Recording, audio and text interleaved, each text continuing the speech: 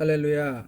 코로나 바이러스로 인해 어느 특정 지역을 넘어 온 세계가 고통과 시름 가운데 있습니다. 빠른 안정과 바이러스 확산을 막기 위해 정부의 권고에 따라 사회계층 모두가 협력하며 동참하고 있습니다. 저희들도 예배당에서 모여 예배를 드릴 수 없는 이유로 오늘부터 정부가 권고한 3주간 모이는 예배가 아닌 삶의 예배, 가정 예배로 드리게 됩니다. 3주 동안 같이 모여 찬양하며 예배했던 시간들이 많이 그리울 것입니다. 그럼에도 하나님이 거하시는 성전으로 하나님을 기쁘시게 하는 예배의 삶을 이어간다면 이 또한 하나님이 원하시는 예배자의 모습입니다. 모이는 예배를 당분간 하지 못할 뿐 예배의 본질이 회복되는 귀하고 복된 그런 기간이 되기를 간절히 소망합니다. 설교만 녹음되기 때문에 우리 교회 주보를 참조하시며 예배에 같이 한마음으로 동참해 주시면 감사하겠습니다. 사순절 기간 동안 저희들은 요한복음에 소개된 예수의 7가지 자기 선언을 묵상하고 있습니다. 예수는 생명의 떡으로, 예수는 세상의 빛으로, 예수는 양의 문으로, 예수는 선한 목자가 되어주시기 위해 하늘에서 이 땅에 오셨습니다. 예수는 만나와 같은 신비한 떡을 찾아 생명을 연장해 보려는 그런 신비한 것들을 찾으려는 사람들에게 자신이 스스로 생명의 떡이 되어주셨습니다. 그 어떤 것으로도 생명을 연장할 수 없는 그것들을 알게 하시며 본인이 직접 생명의 떡이 되어주셔서 그래서 많은 사람들에게 생명을 얻게 하는 그 일을 예수님이 하셨습니다. 십자가에서 이루신 예수의 희생으로 자신이 직접 생명의 떡이 되어 그리고 저희들이 이 생명의 떡을 먹고 영원히 멸망하지 않고 영원히 하나님과 더불어 사는 그래서 영원한 생명을 얻게 되었습니다. 예수가 말씀하신 대로 예수는 우리를 살리는 생명의 떡이셨습니다. 또한 예수는 자신이 세상의 빛이라고 말씀하시며 어두운 세상을 밝히셨습니다. 예수는 세상과 사람들의 그런 어두움 가운데 숨어있던 죄의 모습들을 하나씩 드러내셨습니다. 세상과 사람들은 죄가 드러나자 여러 가지 수많은 편법으로 예수를 죽이려고 빛을 제거하려고 했습니다. 그러나 세상의 빛으로 오신 예수, 그 죽음을 상징하는 그 십자가, 예수의 죽으심은 세상의 빛으로 오신 예수의 빛이 더 빛나게 하는 그 일이 되었습니다. 모든 사람을 죄를 대신해서 십자가의 죽으심으로써 이제는 더 이상 어둠의 상징인 죄가 다스리는 세상이 아닌 빛의 통치를 받는 그런 하나님 나라의 자녀가 되었다는 것. 예수는 자신에 대해서 세상의 빛이라고 생명의 빛이라고 말씀하십니다. 또 예수는 자신에 대해 양의 문이라고 선언하셨습니다. 예수는 자신의 음성을 듣고 모인 양들을 위해 자신이 직접 양의 문이 되어 세상으로부터 양들을 보호하고 양들의 필요를 채워주는 때는 생명의 통로가 되는 그 역할을 하셨습니다.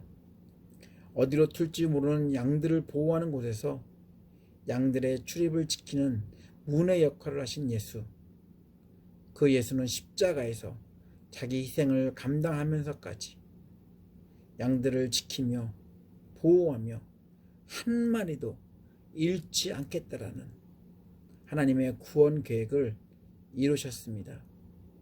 지금도 여전히 저희들은 양의 문이 되어주신 예수의 보호와 공급 가운데 살고 있습니다. 또한 예수는 양의 문과 관련되어서 예수는 자신에 대해서 선한 목자라고 하셨습니다. 양들을 지키려고 자신 스스로가 양의 문이 되었다는 것은 자신의 목숨을 소중히 여기며 양을 버리는 사꾼 목자와는 다르다는 것을 보여주십니다. 예수가 선한 목자가 될 수 있는 이유는 명예와 성공을 이루었기 때문에 선한 목자가 되는 것이 아니라 그것과는 상관없이 더 많이, 더 깊이 양들을 보호하고 지키려는 하나님의 구원 계획을 이루셨기 때문입니다. 성경에 보게 되면 가끔 등장하는 표현이 있는데 선하다는 표현입니다. 이 표현은 좋고 착하고 그런 우리가 이해하는 표현의 방식으로 할 수 있지만 성경에서 표현하는 이 선하다는 표현은 하늘에서 계획된 하나님의 뜻이 하나님의 방법대로 이루어질 때 사용하는 단어였습니다. 예수는 선한 목자가 되어 주셔서 양들을 위해 자신을 희생함으로써 하늘에서 계획한 하나님의 뜻을 이루신, 그렇기 때문에 예수는 선한 목자라고 불리는 이유가 되는 것입니다. 선한 목자 되신 예수는 하늘에서 계획한 인류 구원하는 하나님의 뜻을 이 땅에서도 십자가 사건을 통해 이루셨고, 그래서 양들이 선한 목자 되신 예수 때문에 우리는 하나님의 통치를 받는 그런 삶을 살 수 있게 되었습니다. 예수는 하나님 편에서도 양들에게도 선한 아들이시고 또한 선한 목자이십니다. 지금까지 내용들이 지난 우리 4주간 나누었던 말씀입니다. 오늘은 우리 5번째 예수의 자기 선언을 나누고자 합니다. 그리고 오늘 읽은 본문은 부활절 또는 우리 장례 예배할 때 많이 듣는 말씀입니다. 죽음과 관련되어 다시 산다는 이 부활의 단어만큼 유가족들에게 위로와 위안을 주는 소망의 표현은 없을 것입니다. 25절 26절입니다. 예수께서 이르시되 나는 부활이요 생명이니 나를 믿는 자는 죽어도 살겠고 무릇 살아서 나를 믿는 자는 영원히 죽지 아니하리라. 사람들은 누구나 죽음에 대한 두려움이 있습니다. 남녀노소를 떠나 죽음을 두려워하지 않는 사람들은 없습니다. 더 슬픈 것은 어느 누구도 죽음을 피할 수 없다는 사실입니다. 죽음 앞에 세상은 여러 가지 말로 죽음을 동정하며 위로하지만 예수는 동정이 아닌 부활 신앙이라는 소망을 주고 있습니다. 인생이 죽음으로 끝내지 않고 영혼과 관련된 내세가 있다는 사실을 이 부활 신앙을 통해 많은 사람들에게 알려주고 있습니다. 예수는 부활이라는 소망을 말로만, 위로의 말로만 하고 끝난 게 아니라 특별히 나사로의 죽음을 통해 다시 사는 것이 어떠한 기쁨인지를 사랑하는 가족 구성원을 잃은 유가족과 친구들에게 나사로가 다시 사는 걸 통해서 그 기쁨을 누리게 하고 있습니다. 그래서 이 부활신앙, 특히 나사로를 통해 보여주신 이 부활신앙은 나사로의 가족과 친구들만의 기쁜 소식이 아니라 온 인류를 향한 하나님의 선물임을 이후에 있을 예수의 죽음과 부활을 통해 확증하고 있습니다. 예수의 나는 부활이요 생명이라는 자기 선언은 죽음을 두려워하는 온 인류에게 주는 희망과 소망의 메시지입니다. 성경 여러 곳에서 예수는 나사로와 그의 누이들을 사랑했다는 것을 찾아볼 수 있습니다. 그런 관계 가운데 있는 나사로가 생명의 위태로운 시간을 갖게 되었습니다. 너무나 위급한 나머지 누이들은 예수에게 이 사실을 알리고 싶었습니다. 혹시라도 예수가 온다면 혹시 나사로가 살 수 있지 않을까, 그런 생각을 하며 사람들을 예수께 보냅니다. 또한 이야기 정황상 예수가 있었던 곳은 나사로가 살던 동네와는 그리 먼 곳이 아니었습니다. 그러나 예수에게 이 나사로의 소식을 전하는 사람들이 예수 앞에 도착하기 전에 나사로는 죽었다는 것입니다. 예수가 도착할 쯤엔 나사로는 무덤 안에 있었습니다. 당연히 소식을 전하는 사람들은 나사로가 죽은지 몰랐습니다. 하지만 예수는 나사로가 죽은 걸 알고 있었고, 나사로의 죽음은 슬픔 그 자체가 아닌 예수의 죽음과 부활과 관련되어서 예수가 누구인지, 예수의 정체성을 증명해줄 중요한 사건이었다는 사실, 이 나사로 사건의 이야기를 통해서 우리가 알 수 있습니다. 나사로의 병든 소식을 들은 예수는 서두르지 않고 제자들과 며칠을 더 머무릅니다. 그리고 며칠이 지난 뒤에 제자들에게 나사로의 잠을 깨우러 가자라고 합니다. 시간을 지체하며 죽은 나사로가 잔다고 한 이유는 무엇일까요? 분명히 예수는 사람들의 간사함을 잘 알고 계셨습니다. 나사로가 완전하게 죽었다고 모두가 인정할 때, 바로 그때가 하나님의 하시는 일을 제대로 보여줄 수 있는 때였고, 또한 그것을 볼 때 사람들이 하나님을 인정하고 하나님께 영광을 돌릴 수 있다는 사실을 예수는 알고 있었습니다. 그렇기 때문에 나사로가 완전히 죽음 안에 있을 때까지 예수는 기다리셨던 것입니다. 또한 나사로가 잔다라는 표현, 우리가 일반적으로 사람이 죽으면 영원히 만나지 못하는 그런 헤어짐, 그것을 생각을 합니다. 그렇기 때문에 더 슬프고 더 안타깝고 더 고통스러운 것입니다. 그러나 예수가 말하는 죽음은 영원한 헤어짐이 아닌 잠깐 잠을 자고 깨어나는 것, 그것을 죽음이라고 말씀하고 있습니다. 그렇기 때문에 우리가 생각하는 죽음의 개념과 예수가 생각하는 죽음의 개념, 이것은 너무나 다릅니다. 이 죽음 앞에 서 있는 우리들을 보게 되면 너무나 슬프고 안타깝습니다. 왜냐하면 다시 만나지 못하기 때문에, 영원히 헤어지기 때문에. 하지만 예수는 그렇게 말씀하고 있지 않습니다. 이 잠, 인간들이나 자신 스스로가 깨어날 수 없습니다.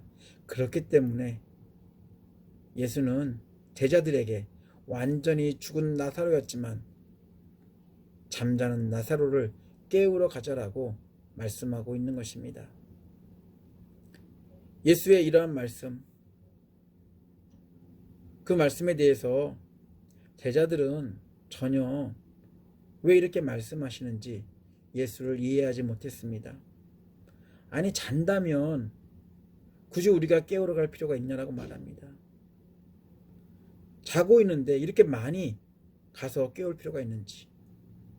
그리고 또 더 중요한 것은 얼마 전까지만 해도 유대인들에게 핍박을 받았는데 또다시 예수를 핍박하는 그 유대인 동네에 가야 되는지 라고 예수께 도리어 묻고 있습니다. 그럼에도 불구하고 예수는 잠자는 나사로를 깨우러 가야 한다고 제자들에게 말하고 있습니다. 깨우러 가는 이유에 대해서 예수는 15절에 이렇게 말씀하고 있습니다. 세 번역입니다. 내가 거기에 있지 않은 것이 너희를 위하여 도리어 잘된 일이므로 기쁘게 생각한다. 이 일로 말미암아 너희가 믿게 될 것이다. 그에게로 가자. 나사로는 죽은 지 며칠이 지났고 벌써 무덤 안에 들어가 있었습니다. 저희들의 장례처럼 3일 이상이 지났다는 것은 많은 사람들이 이미 사랑하는 나사로의 죽음으로 슬퍼하는 유가족을 위로하기 위해 방문했다는 것을 반증합니다. 많은 유대인들이 나사로의 죽음을 목격했고 더 나아가 무덤 안에 갇힌 나사로를 확인했습니다. 그럼에도 여전히 많은 유대인들이 나사로의 죽음 뒤에 남은 자매들을 위해 위로하기 위해서 방문하고 있었습니다. 유대인들 모두가 나사로의 죽음을 인정할 때, 그때 예수는 나사로의 동네에 도착합니다. 예수가 왔다는 소식을 듣자마자 마르다가 예수를 만나기 위해 동네 입구까지 나옵니다. 예수를 만나자 마르다는 기다렸다는 듯이 넋두리를 합니다. 아니, 여기 계셨더라면, 조금만 더 빨리 오셨더라면 나사로는 죽지 않았을 텐데. 이러한 넋두리부터 시작해서 하나님께 구하면 무엇이든지 할 수 있다라고까지 물어보지 않은 신앙 고백까지 합니다. 마르다는 믿음의 언어를 사용하는 것 같지만 마르다의 표현 안에는 예수는 우리와 똑같은 공간을 초월하지 못하는 분이라는 사실을 그 마르다의 표현 안에 담고 있습니다. 멀리 계셨기 때문에 예수는 병든 나사로를 고칠 수 없었고 이제는 아무런 희망이 없는 죽음에 이르게 했다라고 생각하는 것입니다. 그런 헤어짐에 대한 아쉬움을 마르다는 예수 앞에 하소연하고 있습니다. 그래도 마르다는 예수는 죽은 나사로는 살릴 수 없었지만 마지막 날에 분명 나사로가 부활할 것이다라고 믿는 그런 신앙을 가지고 있었습니다. 이러한 마르다의 태도에 대해 예수는 나사로가 다시 살아날 것이다라고 말합니다. 그러나 마르다는 예수의 표현에 대해서 자기가 가지고 있는 믿음의 그런 신앙 고백의 차원에서 미래형으로 이해합니다. 당연히 마지막 날에는 다시 살아날 것입니다. 분명 마르다는 예수께 이렇게 말씀했습니다. 하나님께 구하면 무엇이든 다 할 수 있다라고 분명히 말했던 마르다였습니다. 어떤 면에서는 이 표현은 죽었지만 다시 살릴 수 있지 않을까라는 그런 믿음의 표현인 것 같지만 하지만 그것은 단순히 인사 차원의 마르다의 표현이었음을 알 수 있습니다. 왜냐하면 예수님이 나사로가 다시 살아날 것이라는 말씀 앞에 마르다의 표현은 마지막 날엔 나사로가 부활할 것을 믿습니다라고 하는 표현을 통해서 알 수 있습니다. 하나님께 구하면 무엇이든 다 하실 수 있다라는 이 마르다의 표현,